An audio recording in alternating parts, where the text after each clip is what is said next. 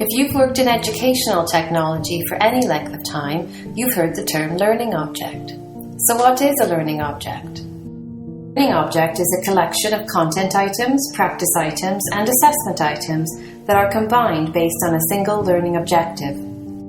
Learning objects are also known by some other names, such as content objects, knowledge bits, units of learning, or media chunks. To make online learning possible, learning objects are just one part of the puzzle. Let's look at the entire puzzle and see where learning objects fit.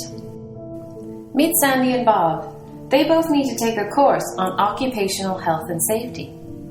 Sandy's in nursing at U of T. Bob is at Miramichi College. He's going to be an electrician. They both need to take the course in order to graduate from their program.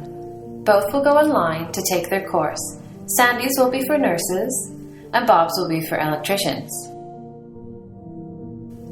Now meet Dan. He's the instructional designer who built the courses. Dan has also created a similar course for paramedicine, carpentry, and bioscience. Dan utilized learning object theory when designing these courses. Dan knew that about 80% of the content would be the same across all the courses, so he approached his design accordingly. Dan's approach is in line with what is called SCORM. SCORM stands for Shareable Content Object Reference Model. It's the reference model used for creating units of web-based training that can be accepted and understood by any SCORM-compliant LMS or delivery system. SCORM was created to make sure that the people who were building learning management systems and the people who were building online courses were speaking the same language. The industry standardization of SCORM, along with its key characteristics of usability, interoperability, accessibility, and durability, enables Dan to make one course for occupational health and safety, and then with very little effort, create multiple versions for different sectors.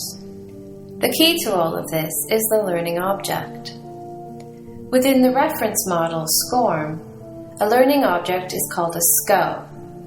A course normally consists of multiple SCOs.